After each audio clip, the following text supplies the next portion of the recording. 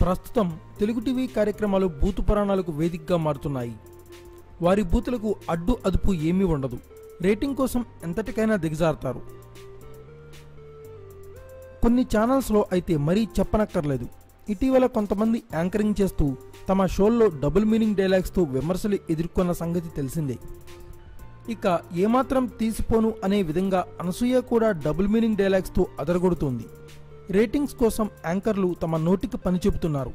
ఇక షోల కోసం రిలీజ్ చేసే ప్రమోలని డబుల్ మీనింగ్ డైలాగ్స్తో నింపేస్తున్నారు.